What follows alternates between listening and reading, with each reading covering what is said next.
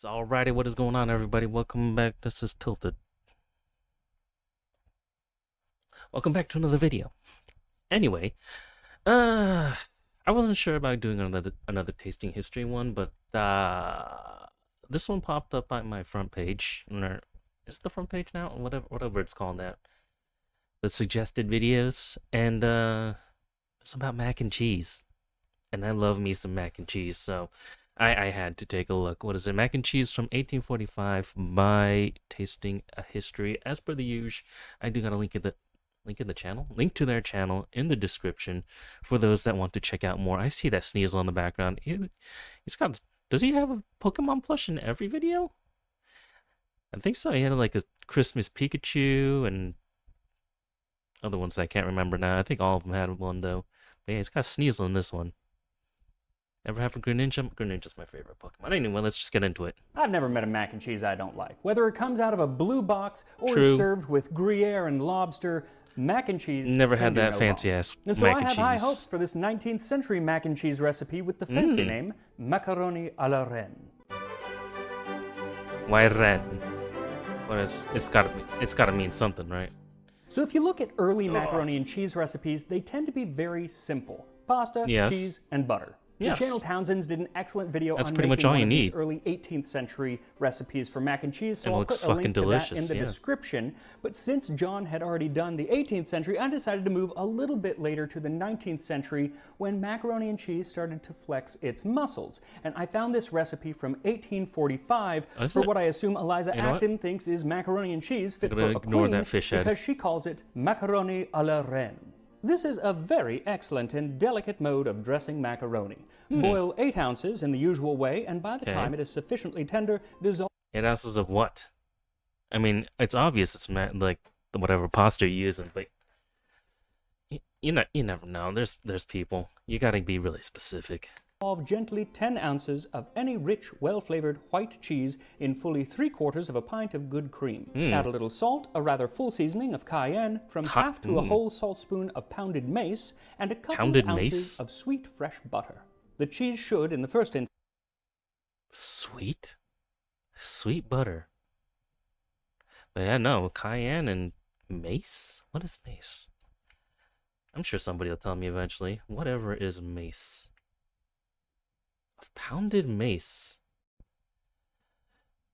It sounds like it's gonna burn my eyes. That's for sure. The cheese should, in the first instance, be sliced very thin. It should Okay. be stirred in the cream without intermission until it is entirely dissolved So- and the whole is perfectly smooth. The cheese may be poured equally over the macaroni, thickly covered before it is sent to table, with fine crumbs of bread fried of a pale gold color. Nothing too complicated I in the can go process, without and the so it really breadcrumbs. comes down to what ingredients you're breadcrumbs. using. So let's start with the macaroni. Now you can make your own at home, but you might run into the same problem that Thomas Jefferson did. See, he actually wrote down Thomas a recipe Jefferson? for making macaroni along with a diagram Really? of a pasta machine. And then he had one of those machines sent from Italy to America so he could have fresh pasta made for him. But he quickly realized that the pasta was inferior to that he had had in Italy and in France, and it all came down to the flour. He noted that the best macaroni in Italy is made with a particular sort of flour called semola in Naples. Semola. So he ended up still importing pasta from Italy, which is actually how most people got their pasta for a very long time. And so, to be appropriate to the period, you're going to want a half pound or 225 grams of dried macaroni. The shape of which is really up to you, because at the time, macaroni could refer to pretty much any type of pasta. Eliza Acton even says that Gotta there go with is the elbows. ribbon macaroni or lasagna. Though the tube shape was becoming the standard when talking about macaroni. The one thing it would not have Everybody been loves is the tube shape. elbow-shaped macaroni that we know today, because that Really? wasn't made until a bit later. Now, one thing to keep in mind when you It's a are fun choosing shape. your pasta is that it's of a yellowish tint, by no means white, as one sees them when they are of inferior quality. So to prepare the pasta, she says to add a little salt Okay. and a bit of butter the size of a walnut to the boiling water before adding in the pasta. Now, she and other cookbooks from the time say to boil the macaroni at a full rolling boil for 3/4 of an hour. And that's after Really? it's often soaked for an hour or more in milk or water. Really? That sounds like some really soft macaroni. So I'm going to guess that they very much liked the pasta to be much softer than we often have it today. I feel like mushy is the pasta word. was probably much thicker, so it did take longer to boil. Not entirely Maybe sure, balance it but out? if you are going to boil it for a full 3/4 of an hour, that'll give you plenty of time to start your cheese sauce. And for that, what you'll need is 10 ounces or 285 grams of white cheese thinly sliced. Now, many old recipes call for Parmesan, but if Parmesan be used for it, it must be grated. But as we have said before, it will not easily blend with the other ingredients so as to be smooth. Use whatever you want. I'm using white cheddar. 1 3/4 cup or 425 milliliters of cream, 4 tablespoons or 55 grams of unsalted butter, a half teaspoon of salt, a quarter teaspoon of cayenne, and a quarter teaspoon of mace. You'll also need some dried breadcrumbs. Just so for first the topping, add the cream right? to a small saucepan and bring to a simmer. Then add the cheese and stir it in until fully melted, and then add the salt, the cayenne, mace, and the butter, and stir everything in. Mace would And you taste can like. add more or less cayenne and mace to your taste. At the same time, put the breadcrumbs in a dry don't want pan nothing and too set them spicy over low now. heat, keeping them moving so they don't burn. And you'll notice it can take a little while to get those breadcrumbs to that nice golden brown that you want, and yet it takes almost no time to go from golden brown to burnt. Now with the breadcrumbs, pasta, and cheese sauce all going at the same time, you might not think that this is a good time for a lecture on the history of macaroni and cheese, but here it is anyway. What is the history for mac and cheese? Pasta with cheese goes back at least to ancient Rome. Cato the Elder's placenta, which I've made here on the channel, is essentially cheese between layers of a proto-pasta called tracta. By the Middle Ages, a dish with many of the same components begins to appear, lasagnes. The 14th century recipe...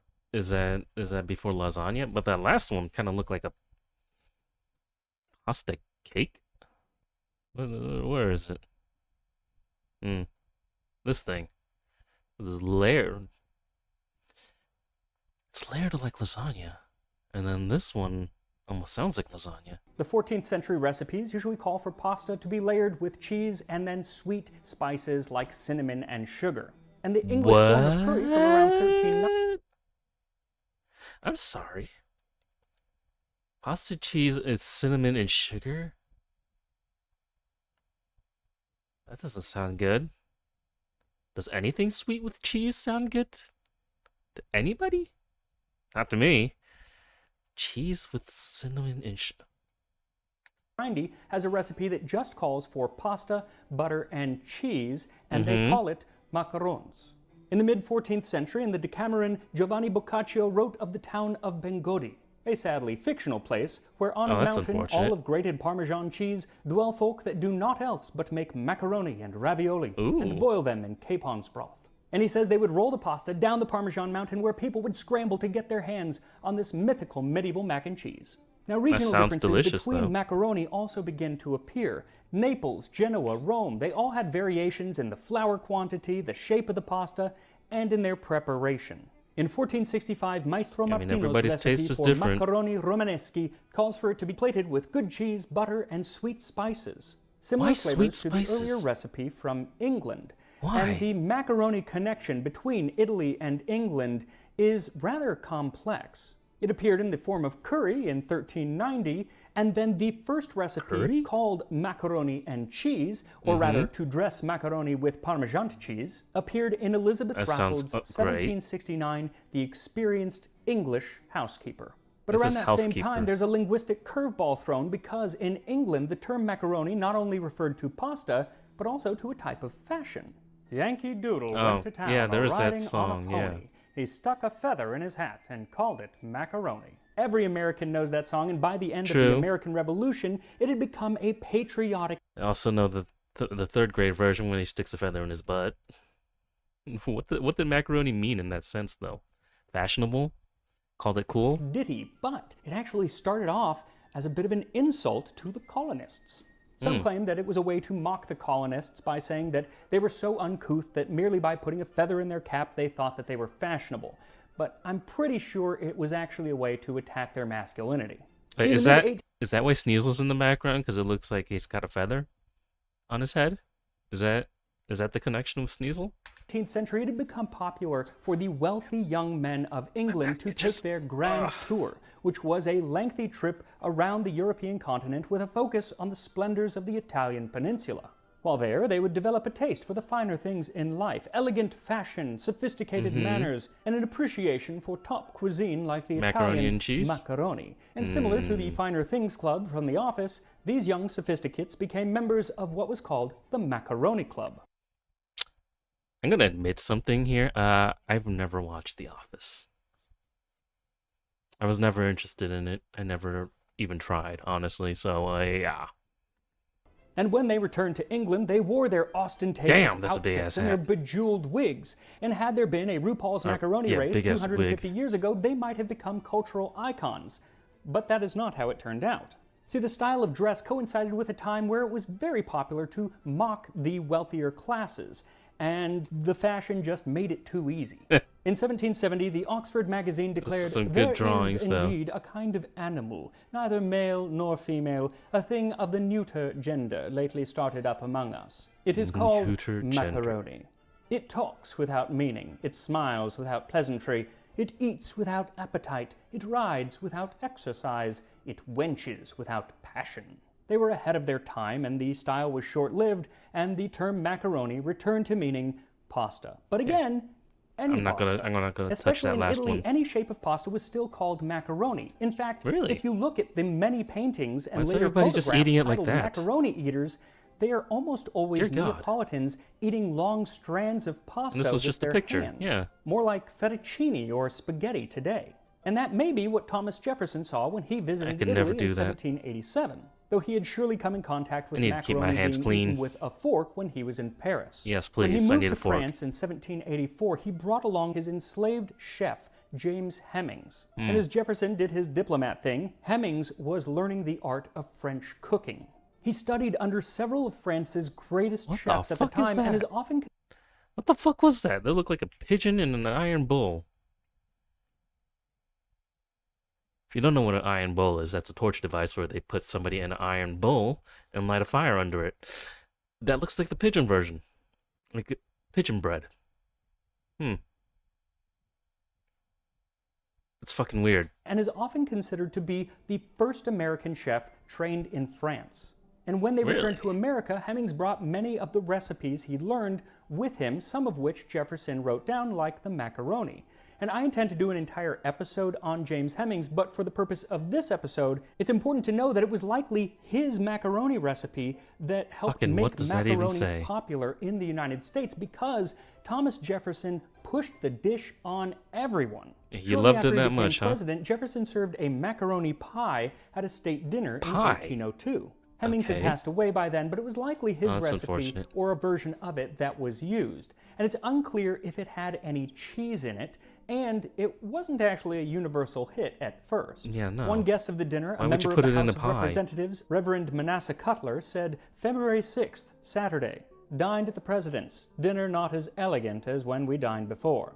Among other dishes, a pie called macaroni, which appeared to be a rich crust filled with the strillions of onions or shallots, which I took it to be, tasted very strong and not agreeable. Another guest Oh, you was got the Meriwether shits? Lewis of Lewis and Clark, and when Oh, really? Cutler asked about the onions in the dish, Mr. Lewis told me there were none in it. It was an Italian dish, and what appeared like onions was made of flour and butter with a particularly strong liquor mixed with them.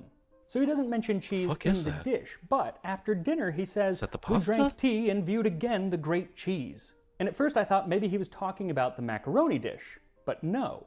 Rather, it is a wheel of cheese that was given to Jefferson as a gift. Okay. And Jefferson kept it in its own dedicated room, and Was it people that would big? travel for days just to have Jefferson invite them to the mammoth room and see the mammoth cheese. Dear God, And was if it you really think that politics big? is Holy divisive shit. now, back then even the cheese was partisan, as the man who made it said that when it came to the milk used to produce the cheese, Mm-hmm. no federal cow must contribute a drop. And that might explain why Cutler was such a grump at the dinner, Okay. because he, like the unrepresented cows, was a Federalist.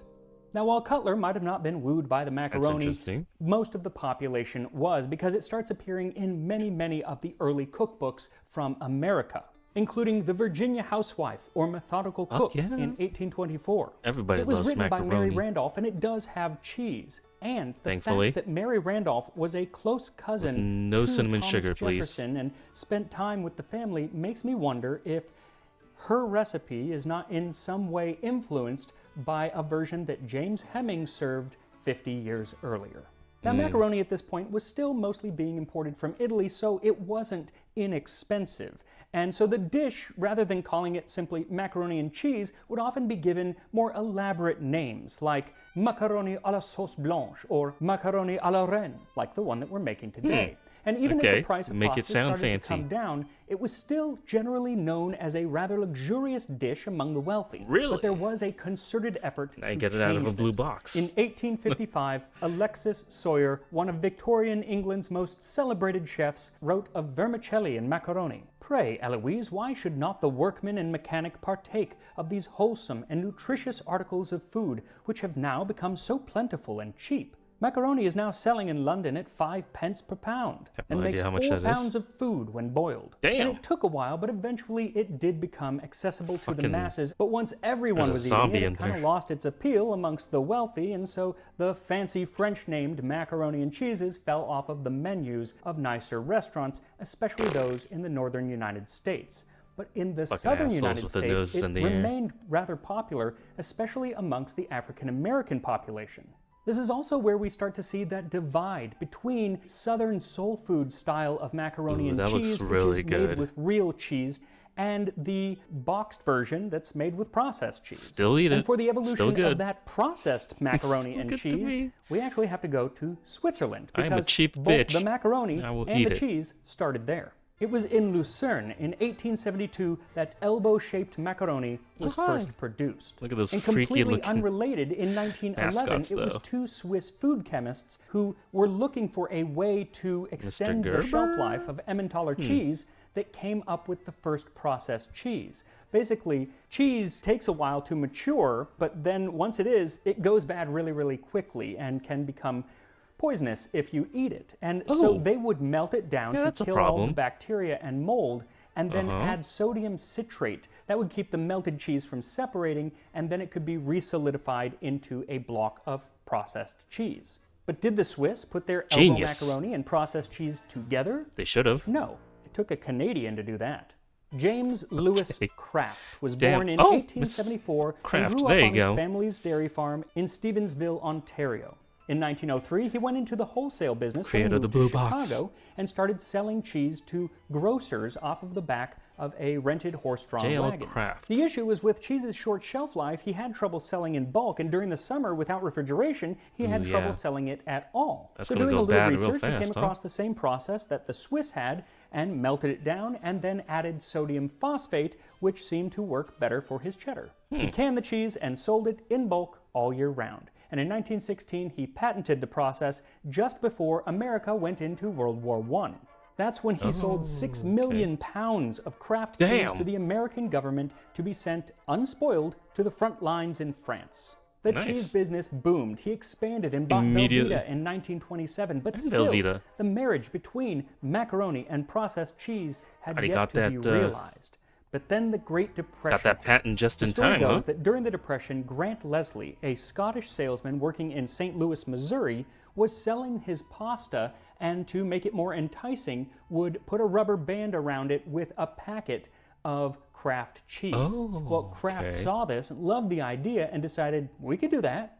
And in 1937, they introduced Kraft Dinner, a meal for 4 in 9 minutes for an everyday price of 19 cents. One box Oh, could if feed only a it family was of still 4, that cheap. or a max of 1. I wish. 8 million boxes of Kraft Dinner were sold that first year, and I by could probably eat it all 1943, myself, too. 80 million boxes were sold because during World War II, protein from meat and dairy were hard to come by. And that box of Did that say carcass meat? Wait. Isn't it? No, when it says carcass? Your meat ration is now carcass meat 8 and corn meat 2. Okay, I'm gonna assume carcass, since it's spelled different, is not meaning from like a corpse. I mean, technically all the meat we eat is from a corpse, but like, yeah, I'm assuming that's like a part of the cow or something. I don't know, a type of meat, carcass. Card case? Never to heard of it. come by. Okay, And that no, box it of mac and confused cheese me so packed a lot of much. protein for just one ration coupon. Oh, it did? It was also a quick meal for a time when women were working in factories and not at home cooking the complicated meals of years past. Yep, just throw And it in even some after the war water. ended, that quick meal was awful enticing, as one of the radio ads said, "Don't hurry, puff and wheeze, there's a main dish that's a breeze." Kraft Dinner first came in a yellow box, And in it tastes good, too, 1954 they so, switched you know. over to the blue box. There you go, And as the blue popular box. as Kraft macaroni and cheese is here in the United States, it's actually much more popular under Where? its original name, Kraft Dinner, or now KD, up in Canada, where it's Oh, really? often called the Oh, yeah, he is unofficial Canadian, meal of right. Canada. One thing I find interesting is that today we just take the packet of cheese and mix it with some milk and then the pasta and you're Yep. good to go. But in 1938, when it first came out, was a bit more they complicated, actually had huh? recipes to kind of spruce it up. And one of the first recipes had a pinch of cayenne pepper, just like the Victorian recipe that I'm about to eat. So once all of the components of the mac and cheese are ready, should put try the that drained then. pasta into a dish or a pan and pour the cheese sauce over it, making sure everything is well coated. Then sprinkle on the toasted breadcrumbs and serve. And here we are, macaroni à la It's a reine. bit more runny than Fancy I'd like. Victorian mac and cheese. Here we go.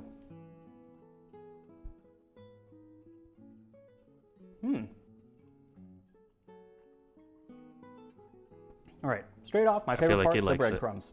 Yeah, I could put like a whole loaf of breadcrumbs. I think that's just called a They loaf just of bread. add such a wonderful texture. The rest of the texture is like macaroni and cheese. I mean, very, course. smooth and creamy with the Did you boil those for texture 45 of minutes? macaroni. The flavor is really going to depend on what cheese you use. Because I'm Okay. not getting a lot of. I take that back. I am getting some of the mace and the and that cayenne, especially at the very, very end. It takes a second. At first, it's like all I'm tasting is the cheese, and it's wonderful. But like I said, Bit of a chaser whatever taste. cheese you use, that's the main flavor.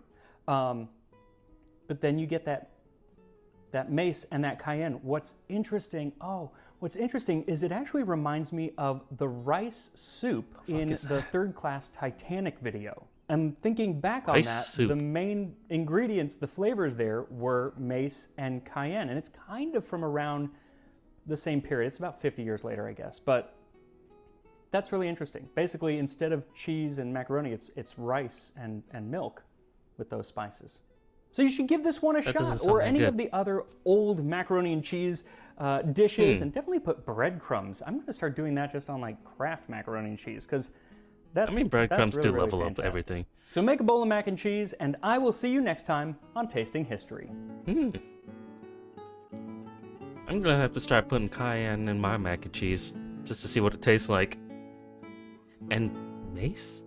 Whatever mace. I feel like if I look up mace right now, I'm just gonna find the spray. No, that just no.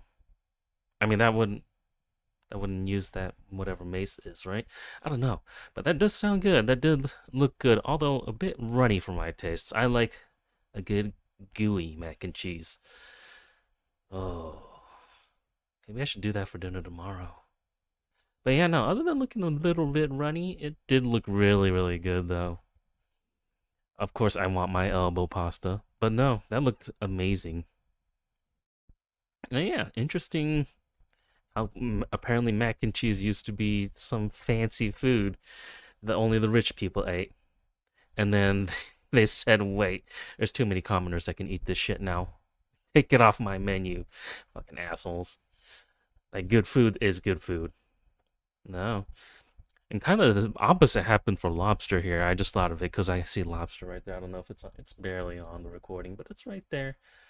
Didn't the opposite happen for lobster? Like, lobsters were seen as, like, shit food and was served in jails, and the people that were served that in jail actually what was it? They actually complained about cruel and unusual punishments for having to eat it. And now lobster is just some fancy ass meat that's $70 a pound or some shit like that.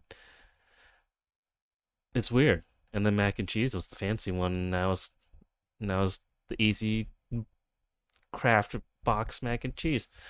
Wow. It's weird how things change over time, isn't it? But yeah, no. Oh. Thinking about that lobster mac and cheese. That does sound amazing. Never had it. Sounds expensive too, but it sounds great. But yeah, no, what is your favorite kind of mac and cheese, by the way? Do you like the runny kinds with the different pasta, or do you like the ooey gooey melted cheese with the elbows, like me? Let me know. Until next time, y'all, thanks for watching, and goodbye. Why is this so high?